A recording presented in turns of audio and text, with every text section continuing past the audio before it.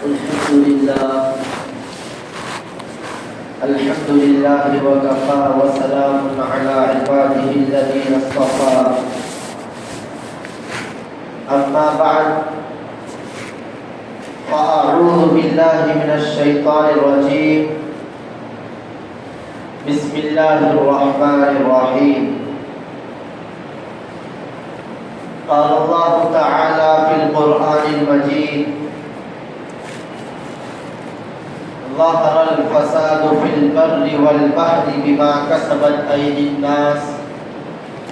ليذيقهم بعض الذي عملوا لعلهم يرجعون.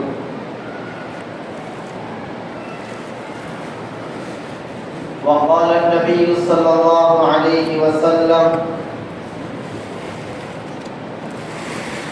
الظلم ظلمات يوم القيامة اور كما قال علیہ الصلاۃ والتسلیم. میرے نہایت معزز بزرگوں اور عزیز ساتھیوں،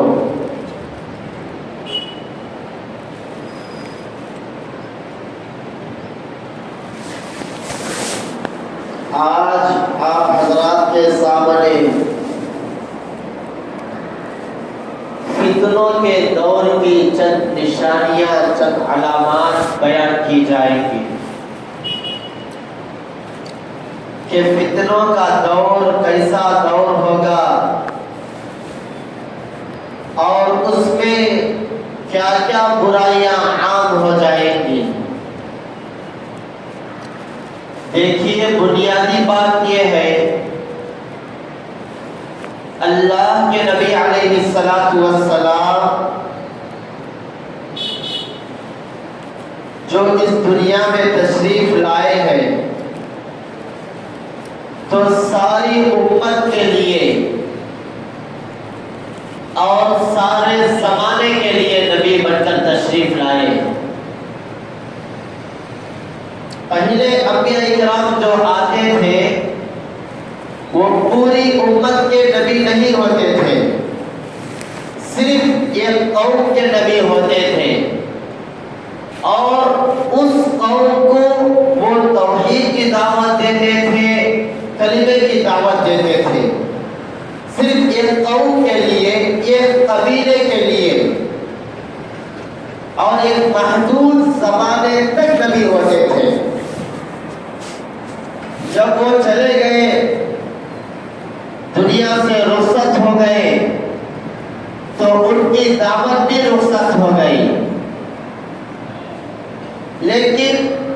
اللہ کے نبی علیہ السلام کو دوسرے انبیاء کرام پر امتیاز اور فوقیت یہ ہے کہ پہلے انبیاء کرام ایک خاص زمانے کے لیے، خاص قبیلے کے لیے نبی ہوتے تھے، لیکن اللہ کے نبی علیہ الصلاۃ والتسلیم سارے زمانے کے لیے، پورے زمانوں کے لیے نبی بن کر آئے ہیں. اس سے یہ بات معلوم ہوئی کہ عرب کے لیے مخصوص نہیں تھے، عرب کے لیے، عجم کے لیے، مشرق کے لوگوں کے لیے، مغرب کے لوگوں کے لیے، اور اللہ کے نبی کا جو زمانہ تھا اس زمانے کے لوگوں کے لیے، بعد میں آنے والے زمانے کے لوگوں کے لیے، اور جب تک یہ دنیا چلتی رہے گی،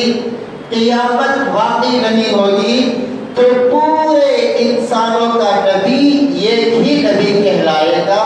اور وہ ہے حضرت محمد صلی اللہ علیہ وسلم. اللہ کے نبی صلی اللہ علیہ وسلم پر نبیوں کا دروازہ، رسولوں کی تکمیل ہو چکی ہے، اور اللہ کے نبی علیہ الصلاۃ والتسلیم نے ہر اعتبار سے مسائل بتائے ہیں کہ جب تک یہ دنیا رہے گی، جب تک قیامت نہیں آئے گی، اس وقت تک پیش آنے والے مسائل کو اللہ کے نبی علیہ الصلوۃ والتسلیم نے بتا کر چلے گئے ہیں، اور اللہ کے نبی علیہ الصلوۃ والتسلیم کی تعلیمات کے دو پہلو ہیں۔ اللہ کے نبی کے جو تعلیمات ہیں اس تعلیمات کے دو پہلو ہیں۔ ایک پہلو یہ ہے کہ فرض جیسے زکوٰۃ فرض ہے، نمازیں فرض ہے، روزے فرض ہے، سنتیں ہیں، مستحبات ہے، مکروہات ہے، ایک پہلو یہ ہے۔ دوسرا پہلو اللہ کے نبی علیہ الصلوۃ والتسلیم کی تعلیمات کا یہ ہے کہ بعد میں آنے والے حالات، بعد کے آنے والے حالات کیسے ہوں گے، اللہ کے نبی علیہ الصلوۃ والتسلیم نے اپنی دور اندیشی سے اور نبوت کی نگاہوں سے دیکھ کر بتا دیا کہ بعد میں آنے والے حالات اس طرح ہوں گے، بعد میں آنے والے حالات اس طرح ہوں گے، اور وہ دور فتنوں کا دور ہوگا، فتنوں کا دور ہوگا، بہت خراب زمانہ، بہت برا ماحول ہوگا، اس دور کا ماحول بہت برا ہوگا۔ اور اللہ کے نبی علیہ الصلوۃ والسلام نے فرمایا کہ گھروں میں فتنے ایسا آئیں گے جیسے بارش کے قطرے آتے ہیں، تقع الفتن کوقع البدر، کہ بارش کے قطرے جس طرح ایک کے بعد دوسرا، دوسرے کے بعد تیسرا لگاتار آتے ہیں اور کثرت سے آتے ہیں، اسی طرح فتنے بھی کثرت سے آئیں گے۔ اور اللہ کے نبی علیہ الصلوۃ والسلام نے دوسری حدیث میں فرمایا کہ فتنے رات کی اندھیرے کی طرح آئیں گے، جیسے جس طرح رات کے اندھیرے میں آدمی کو کچھ نظر نہیں آتا کہ کس طرف ہم کو جانا ہے، کس طرف کیا ہے، جو نظر نہیں آتا ہے، اسی طرح فتنے بھی آئیں گے۔ اور اس فتنے کے دور میں مسلمان پریشان ہو جائے گا کہ ہم کس کو فالو کرنا ہے، کس کی طرف جانا ہے، کیا کرنا ہے۔ اور حدیث شریف میں فتنے کا معنی ہی بتایا کہ حق اور باطل مشتبہ ہو جائے، آدمی کو حق سمجھ میں نہ آئے کہ یہ صحیح راستہ ہے، وہ دکھائی نہ دے، یہی فتنوں کا دور ہے، یہی فتنوں کا دور ہے۔ اور اللہ کے نبی علیہ الصلوۃ والسلام نے جتنے فتنے بتائے ہیں تقریباً آج کے ہمارے اس زمانے میں مکمل طور پر پائے جانے لگے ہیں، لیکن اللہ کے نبی کے زمانے میں دور نبوت میں ان چیزوں کا تصور تک نہیں تھا، لیکن اللہ کے نبی بتا کر گئے ہیں کہ آئندہ چل کر ایسے حالات آئیں گے، ایسے حالات آئیں گے۔ اللہ کے نبی علیہ الصلوۃ والسلام نے بتایا کہ مسلمانوں کی جماعت آپس میں لڑ پڑے گی، یہ غیروں اور مسلمانوں کی نہیں، مسلمانوں کی جماعت آپس میں اس طرح لڑے گی کہ لڑنے والا اور دونوں جماعتیں، قاتل قتل کرنے والا اور مقتول جس کو قتل کر دیا گیا، دونوں کے دونوں جہنم میں جائیں گے۔ دونوں جماعتیں تلواریں لے کر برسر عام ہو جائیں گی، اور قتل کرنے والا بھی جہنم میں جائے گا، جس کو قتل کیا گیا وہ بھی جہنم میں جائے گا۔ اللہ کے صحابہ کرام نے عرض کیا کہ یا رسول اللہ، قتل کرنے والا جو مارنے والا ہے وہ جہنم میں جائے گا، یہ تو ہم کو سمجھ میں آ رہا ہے کہ اس نے اس کو قتل کر دیا، اس نے اس کی جان لے لی، وہ جہنم میں جائے، صحیح بات ہے، لیکن جس کو قتل کیا گیا ہے، مرا ہوا ہے، وہ بھی جہنم میں جائے گا، یہ بات ہم کو سمجھ میں نہیں آ رہی ہے۔ تو اللہ کے نبی علیہ الصلوۃ والسلام نے فرمایا کہ جو قتل کیا گیا ہے، جو مرا ہوا ہے، اس کا بس نہیں چلا، وہ بھی تلوار لے کر میدان میں آیا تھا کہ دوسرے مسلمان کو قتل کرے، لیکن یہ غالب آ گیا، وہ مغلوب ہو گیا۔ اگر اس کا بس چلتا، اس کا داؤ چلتا تو یہ بھی اس کو مار دیتا، اور یہ اس کے مارنے کے در پر ہی میدان میں آیا تھا۔ اس لیے القاتل والمقتول کلاہما فی النار، کہ قاتل اور مقتول دونوں جہنم میں جائیں گے۔ اور اللہ کے نبی علیہ السلام نے فرمایا کہ مسلمانوں کا خون آئندہ زمانے میں اتنا سستا ہو جائے گا، اتنا سستا ہو جائے گا، جس طرح مکھی اور مچھر بڑھتے ہیں اس طرح سستا ہو جائے گا۔ مسلمانوں کی جان جس طرح سستی ہو جائے گی،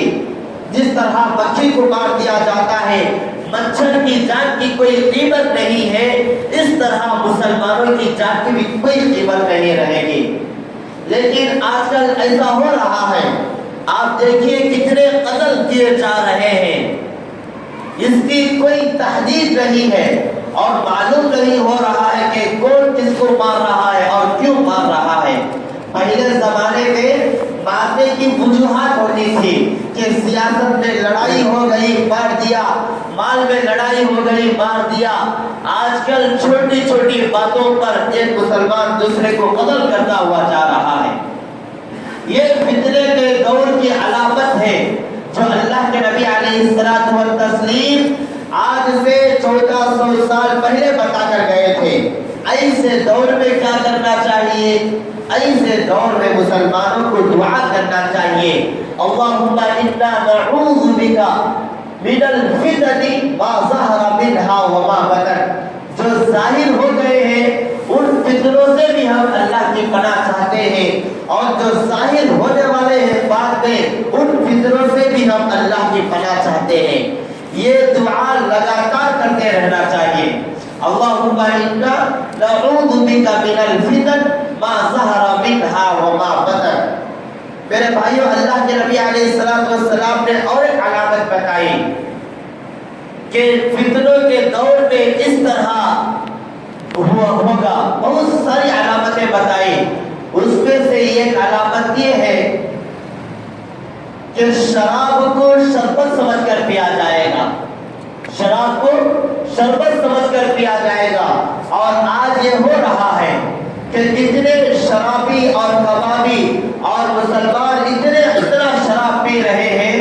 گویا اس کو وہ حرام نہیں سمجھ رہے ہیں، اتنا شراب پینا عام ہو گیا ہے، یہ بھی علامت پائی جا رہی ہے۔ اور اللہ کے نبی علیہ السلام نے فرمایا گانے والی عورتوں کو ہر بندہ اپنے ساتھ میں رکھے گا، گانے والے اور بجانے والے، گانے والے عورتیں اور گانے بجانے والی چیزوں کی حفاظت کرے گا بندہ۔ میرے بھائیوں غور کرو، اللہ کے نبی علیہ السلام نے یہ بات کب فرمائی؟ اپنے دور نبوت میں فرمائی، جبکہ اگر ہم دماغ کو دوڑائیں تو ہم کو معلوم ہوگا اللہ کے نبی کے زمانے میں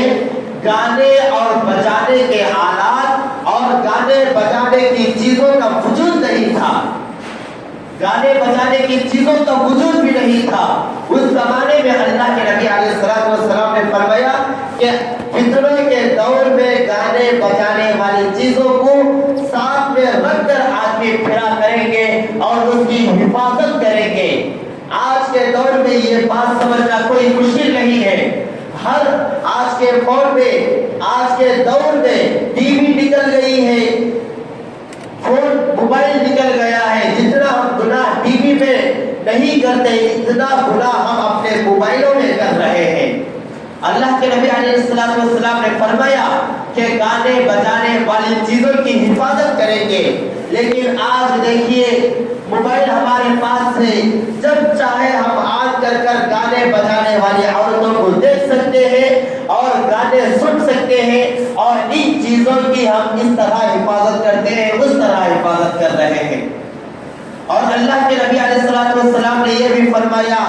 کہ سود کو تجارت سمجھا جائے گا۔ آج بینکوں میں جو کچھ ہو رہا ہے یہ سارا کا سارا سودی کاروبار ہے، سودی لین دین ہے۔ آج لوگ کہیں گے ہم بینکوں سے اپنا لین دین بند کر دیں تو ہمارا کاروبار، ہمارا تجارت ٹھپ پڑ جائے گا۔ میرے بھائیوں، اللہ کے نبی علیہ السلام نے فرمایا سودی لین دین کو تجارت کا نام دیا جائے گا۔ جس طرح تجارت حلال ہے اس طرح سود بھی حلال ہے۔ اللہ کے نبی علیہ السلام نے یہ بھی فرمایا، اور اللہ کے نبی نے فرمایا کہ رشوت کو ہدیہ سمجھا جائے گا۔ رشوت لینے والا بھی یہ کہے گا کہ مجھے ہدیہ دیے ہیں، اور رشوت دینے والا بھی ہدیہ سمجھ کر دے گا، اور یہ دونوں کے دونوں جہنم میں جائیں گے۔ الراشی والمرتشی، رشوت لینے والا رشوت دینے والا دونوں کے دونوں جہنم میں جائیں گے۔ اللہ کے نبی علیہ السلام نے فرمایا کہ آخری دور میں، فتنوں کے دور میں عورتیں کپڑے پہنیں گی، لیکن کپڑے پہننے کے باوجود وہ ننگی نظر آئے گی۔ صحابہ نے عرض کیا کہ کپڑے بھی پہنتے ہو اور ننگی بھی نظر آئے، اس کا اس زمانے میں تصور نہیں تھا، لیکن اللہ کے نبی علیہ السلام نے فرمایا ہاں، کپڑے پہننے کے باوجود عورتیں ننگی نظر آئیں گی۔ اس حدیث کا مطلب شراح حدیث، مفسرین حدیث نے یہ لکھا ہے کہ عورتیں یا تو اپنے کپڑے اتنے باریک اور اتنا ٹائٹ سلاتے ہیں کہ جسم کے تمام اعضاء نظر آ جاتے ہیں کپڑے پہننے کے باوجود بھی، یا نہیں تو کپڑے اتنا مختصر سلاتے ہیں کہ آستین یہاں تک ہونا چاہیے، یہاں تک سلاتے ہیں، اور پائجامہ نیچے تک ہونا چاہیے، اوپر تک سلاتے ہیں، ناقص کپڑے سلاتے ہیں۔ اس کو بھی یہ بھی نہیں، اصل قرآن میں اللہ تبارک و تعالیٰ نے فرمایا یا بنی آدم قد انزلنا علیکم لباسا یواری سوآتکم وریشا، ہم نے کپڑے کو اور لباس کو اس لیے بنایا تاکہ اس میں اعضاء چھپے، اور اس لباس کو اور اس کپڑے کو اور انسانوں کے لیے خوبصورتی کا ایک ذریعہ بنایا ہے، اور عورتوں کے لیے جہاں تک ہو سکے میرے بھائیوں پردگی کا اہتمام ہے، پردہ جہاں تک ہو سکے پردہ کرنا چاہیے۔ آپ قرآن کو تھکا کر دیکھیے، قرآن کے مکمل 30 پاروں کے اندر اللہ تبارک و تعالیٰ نے کہیں پر بھی ایک عورت کا نام بھی نہیں لکھا۔ انبیاء اکرام علیہ السلام کے نام بے شمار آتے رہتے ہیں قرآن کریم میں۔ حضرت موسیٰ کا نام آتا، حضرت عیسیٰ کا نام آتا، حضرت ابراہیم کا، حضرت نوح کا، حضرت آدم کا، خود اللہ کے نبی علیہ السلام کا نام آتا ہے، لیکن پورے قرآن کریم میں عورتوں کا نام نہیں لکھا ہے اللہ تبارک و تعالیٰ نے، اور صرف ایک کا نام آتا ہے، وہ ہے حضرت مریم علیہ السلام۔ حضرت مریم کا نام آتا ہے، کیوں حضرت مریم کا نام آتا ہے؟ مفسرین کرام نے لکھا ہے اس لیے کہ حضرت مریم کے شوہر نہیں تھے، اس لیے حضرت مریم کا صرف تنہا عورت، پورے قرآن کریم میں صرف عورت کا نام آتا ہے، اور عورتوں کے اندر فطری طور پر حیا کو اللہ تعالیٰ نے رکھ دیا ہے، لیکن آج کی عورتوں کے اندر حیا شرم سب ختم ہو گئی ہے، اور یہ سارے کی چیزوں کے ذمہ دار گھر کے سربراہ ہوں گے، گھر کے سربراہ، گھر کے بڑے لوگ اس کے ذمہ دار ہوں گے۔ اللہ تبارک و تعالیٰ نے قرآن میں کہیں پر بھی عورتوں کا ذکر نہیں فرمایا۔ ایک مرتبہ اللہ کے نبی علیہ السلام کی خدمت میں ایک انصاریہ عورت آ کر عرض کرتی ہے، اے اللہ کے نبی، کیا قرآن کریم میں سارے کے سارے احکامات مردوں کے لیے نازل کی گئی ہے؟ جہاں پر بھی دیکھو مردوں کا حکم دیا گیا، جہاں پر بھی دیکھو مردوں کے لیے،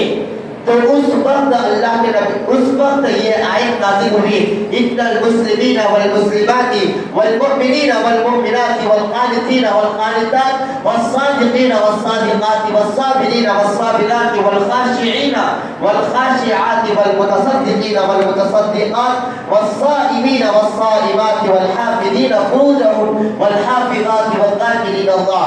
یہ آیت اس لیے نازل ہوئی کہ عورتوں نے اگر شکایت کی تھی کہ عورتوں کا تذکرہ ہی نہیں ہے، تو اللہ تبارک و تعالیٰ نے اس آیت میں 10 اوصاف کو ذکر فرمایا، اور 10 اوصاف مردوں کے لیے اور وہی 10 اوصاف عورتوں کے لیے بھی نازل فرمایا۔ اور یہ عورتوں کا نام اس وجہ سے نہیں لکھا گیا کہ اس میں اصل میں پردگی ہے، اصل میں پوشیدہ رہنا ہے، لیکن آج کی عورتیں میرے بھائیوں کپڑے پہننے کے باوجود نہیں نظر آ رہی ہے۔ اللہ کے نبی علیہ الصلوۃ والسلام نے فرمایا ایسی عورتوں کے لیے اللہ تعالیٰ لعنت کرتا ہے جو کپڑے پہننے کے باوجود ننگی ہوتی، ایسی عورتوں کے اوپر لعنت کرتا ہے۔ جب ایسی عورتیں گھروں سے کپڑے پہن کر نکلتی ہیں تو شیطان منتظر رہتا ہے، ایسی عورتوں کے اوپر شیطان حملہ کر دیتا ہے اور اللہ تعالیٰ کی لعنت اور اللہ کے نبی علیہ الصلوۃ والسلام کی لعنت بھی اس پر ہوتی ہے۔ تو میرے بھائیوں جہاں تک ہو سکے اپنے گھروں میں اپنے خاندانوں میں جو عورتیں ہیں مرد حضرات ہیں چھوٹے چھوٹے بچوں کو ان کے من پسند کے کپڑے دلا دیتے ہیں۔ آج کل کا یہ رواج ہے کہ شاپنگ اس طرح کراتے ہیں اور عیدین کے موقعوں پر، شادیوں کے موقعوں پر اور کچھ پروگراموں کے موقعوں پر بچوں کو ان کے من پسند کے کپڑے دلاتے ہیں اور ان کی من پسند کیا ہوتی ہے وہ فلمیں دیکھتی ہے، دیکھنے کے بعد اس میں جو کپڑے پہنتی ہے وہ بھی اپنے لیے پسند کرتی ہے۔ تو میرے بھائیوں ایسے بچے اور ماں باپ کو تنگ کرتے ہیں کہ ہم کو وہی کپڑے چاہیے وہی کپڑے چاہیے، تو ماں باپ بھی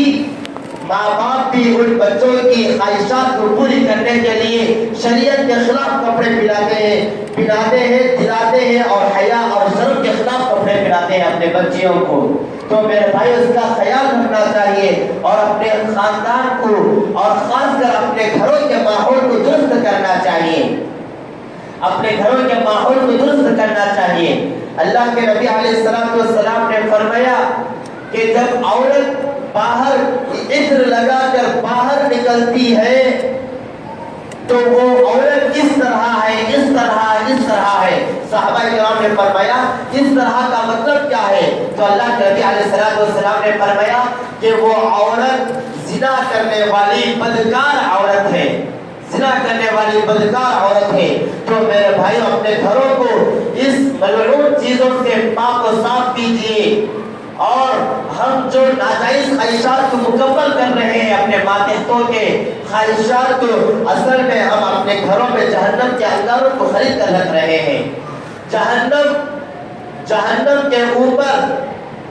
نفسانی خواہشات کا پردہ ڈال دیا ہے اور جنت کے اوپر مکروہات کا پردہ ڈال دیا ہے۔ اس حدیث کی تشریح کے لیے وقت درکار ہے، اس لیے میرے بھائیوں میں انہی بات ختم کرتا ہوں۔ اللہ تعالیٰ سے دعا کریں کہ اللہ تعالیٰ ہم سبوں کو اللہ کے نبی علیہ الصلوۃ والسلام کی سنتوں پر عمل کرنے والا بنائے۔ اور ایک ضروری بات یہ ہے کہ ہم جمعہ کے ایک دن بیان ہوتا ہے اور وہ دن آخر میں آتے ہیں، آخر میں آتے جلد آنے کا اہتمام کریں، اس لیے کہ آخر میں آئیں گے یا درمیان میں آئیں گے آدھا بیان سنیں گے تو آدھا بیان سننے سے نہ سننا بہتر ہے۔ آدھا بیان سننے کے بعد ہم غلط نتیجہ نکال لیتے ہیں۔ جو شروع سے لے کر آخر تک بیان سنتا ہے اس کو کچھ پیدا ہوتا ہے اور وہ کچھ لے کر گھر جاتا ہے۔